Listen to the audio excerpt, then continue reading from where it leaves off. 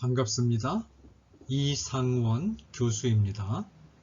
오늘의 주제는 심리학은 반기독교적인 학문인가요? 입니다. 이 주제는 청소년 미래 세대의 고민 1, 제3부 비전 진로 7개 주제 중에서 두 번째 주제입니다. 이런 질문이 제시되었습니다. 저는 대학에서 심리학을 공부하고 싶은 고등학생이에요. 근데 인터넷에서 심리학 정보를 찾다가 심리학은 하나님을 대적하는 인본주의적인 학문이며 교회를 타락하게 한다는 글을 보게 되었어요. 정말인가요? 그러면 저는 전공하려는 학과를 바꿔야 하는 건가요? 이 질문에 대한 저의 답변입니다.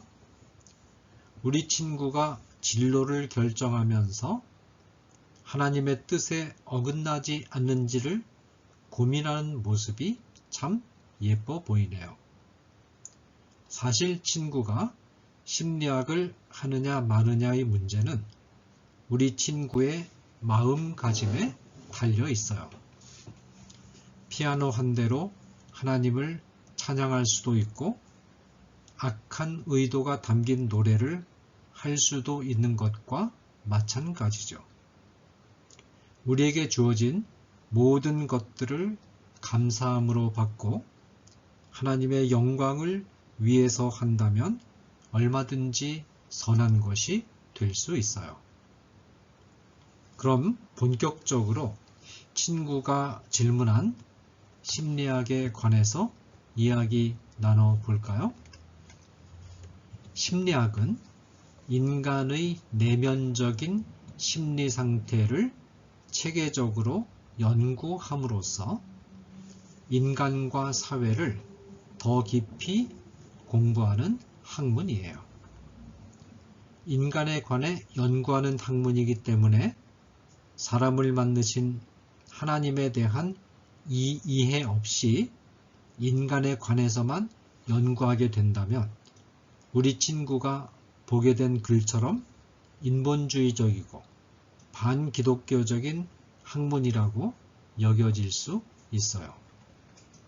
하지만 심리학을 통해 인간의 내면 세계를 깊이 들여다보게 되면 하나님과 구원의 진리에 대해서도 더 잘 이해할 수 있답니다. 그런데 문제는 인류가 타락하면서 학문에도 그 영향이 나타나고 있다는 점이에요.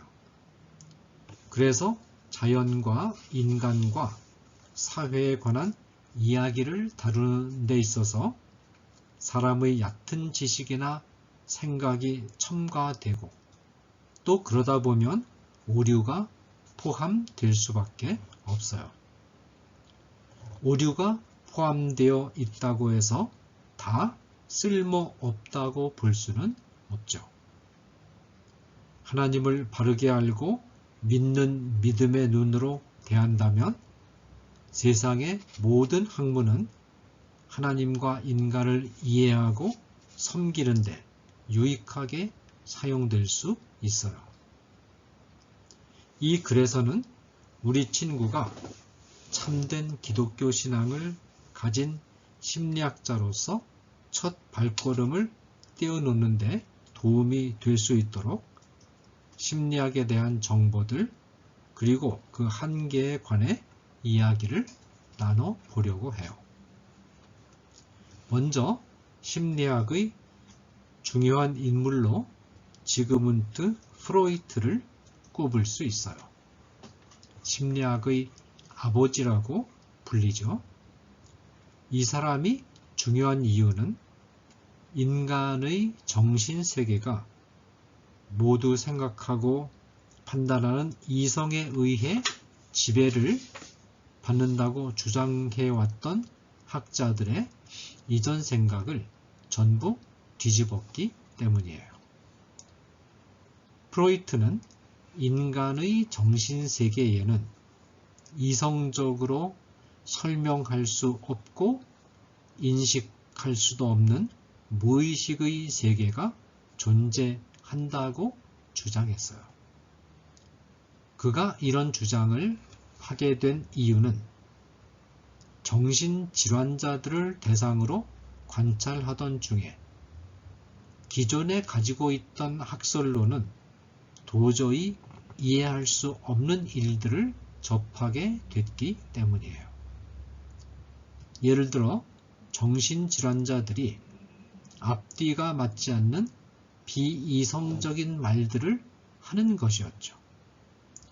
그뿐만 아니라 꿈에서는 사람들의 이성과 의식으로는 이해할 수 없는 아주 희한하고 신기한 광경들이 나타나기도 하죠. 프로이트는 이성적으로 생각하고 행동한다고 알려져 있던 사람에게 이런 현상들이 나타나는 이유에 대해 고민했어요. 그리고 사람들의 정신세계 속에 각자가 느끼지 못하는 무의식의 세계가 있다고 생각하고 이런 결론을 내렸죠. 인간의 영혼은 의식의 세계보다 훨씬 더 깊고 넓다라고요. 그런데 여러분, 성경은 프로이트가 그것을 발견하기 전부터 이미 인간에게는 겉사람과 속사람이 있다고 말했어요. 고린도후서 4장 16절이에요. 즉 우리가 눈으로 보고 느낄 수 있는 내 모습 외에도 보이지 않는 영적인 세계가 내 안에 존재한다는 것을 우리에게 말해주고 있죠. 단지 사람들이 알지 못했고 깊이 생각해 보지 않았을 뿐이에요. 그런데 프로이트의 발견으로 인해 우리는 인간의 정신세계와 영혼에 대해서 한 발 더 깊이 들어가서 생각해 볼 수 있게 되었어요. 그런 면에서 프로이트의 연구와 그의 학설들은 인류에 큰 공헌을 했다고 할 수 있어요. 우리에게 보이지 않는 영적인 세계에 대해 생각해 볼 수 있도록 길을 열어준 것이니까요. 그뿐만 아니라 인간의 내면에 대해 이해하게 되면서 마음으로부터 오는 여러 질병을 발견한 것 역시 심리학이 인류에게 끼친 공헌이라고 할 수 있어요. 우울증이라든지 조울증, 공황장애 등과 같은 정신적인 질병들을 비롯해 예전에는 귀신의 장난으로 간주하였던 정신적인 이상 현상들이 무의식에서 나오는 정신적인 질병이라는 사실을 알게 되고 치료할 수 있게 되었죠. 하지만 아무리 그렇다고 해도 이 심리학만으로 인간의 영혼에 관한 문제에 해답을 주기에는 한계가 있어요. 왜냐하면 심리학에서는 주로 이성적인 분석과 관찰로 사람들의 심리를 분석하는데 겉으로 나타나지 않는 무의식의 세계는 정확하게 관찰하고 분석할 방법이 없으니까요. 다만 어떤 가정이나 추측을 해볼 수 있을 뿐이죠. 그런데 친구도 잘 아는 것처럼 추측이라는 것은 맞을 수도 있지만 틀릴 수도 있어요. 게다가 프로이트를 비롯한 많은 심리 분석학자가 연구 대상으로 삼은 사람들은 대부분 정신적으로 이상 증상을 보이는 환자들이나 특수한 상황에 있는 사람들이기 때문에 이 연구 결과를 일반인에게 동일하게 적용하는 것은 무리가 있어요. 예를 들어서 정신적으로 건강한 사람이 어떤 특정한 상황에서 우울한 기분을 느낀다든지 화를 참지 못했을 경우 그 사람에게 이 증상은 우울증 환자에게서 나타나는 증상이므로 당신은 우울증 환자입니다. 라고 단정할 수는 없지 않겠어요? 물론 현대의 심리학자들은 일반적인 사람을 대상으로 많은 연구를 하고 있지만 제한된 환경에서 제한된 사람을 대상으로 한 연구가 대부분이고 또 사람마다 다른 환경과 개성, 생각을 가지고 있어서 그 연구 결과를 일반화시키거나 확대해서 적용하는 것은 주의해야 하죠. 얼마 전에 어느 대학에서 입학시험을 치르면서 정신적으로 건강한 학생들을 뽑겠다는 목적으로 모든 수험생에게 MMPI, 이 다면적 인성검사라는 이름의 인성검사를 한 적이 있어요. MMPI 검사는 국제적으로 권위를 인정받는 매우 유명한 검사 방법이에요. 그런데 이 검사 결과를 가지고 심층 면접을 담당했던 면접관들이 공통으로 내린 결론은 검사 결과가 학생의 실제 성격과 정확히 들어맞지는 않는다는 것이었죠.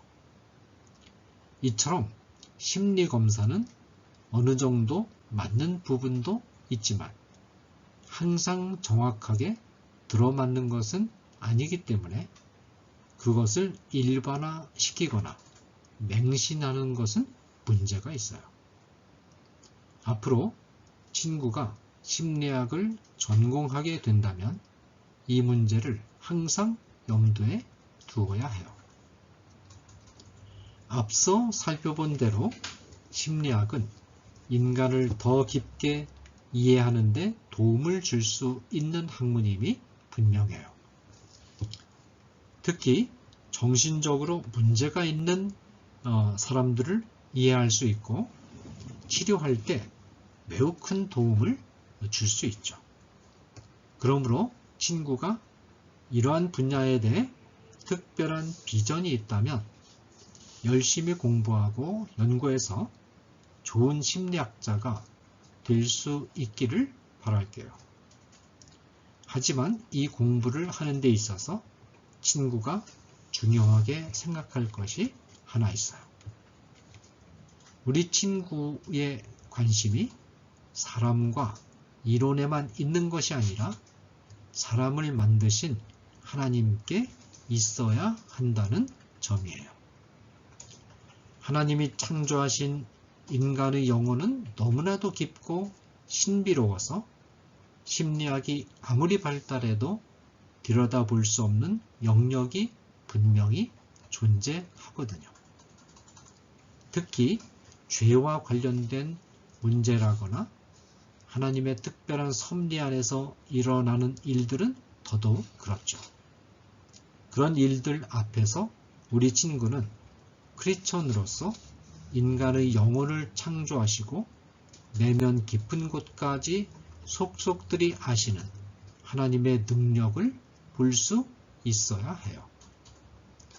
심리학적 분석으로 드러난 정신적인 문제라 하더라도 심리적인 기술만으로 해결하려 하기보다는 하나님의 능력과 은혜를 구하는 일 또한 잊어서는 안 되겠죠. 심리학이 지닌 이런 한계를 늘 유념하면서 기도하는 가운데 하나님의 말씀에 인도를 받으면서 공부한다면 심리학도 얼마든지 공부할 가치가 있는 학문이라고 생각해요. 앞으로 우리 친구가 성경적인 가치관을 가지고 공부하고 연구해서 많은 사람을 유익하게 하는 좋은 심리학자가 될 수 있도록 응원할게요. 감사합니다.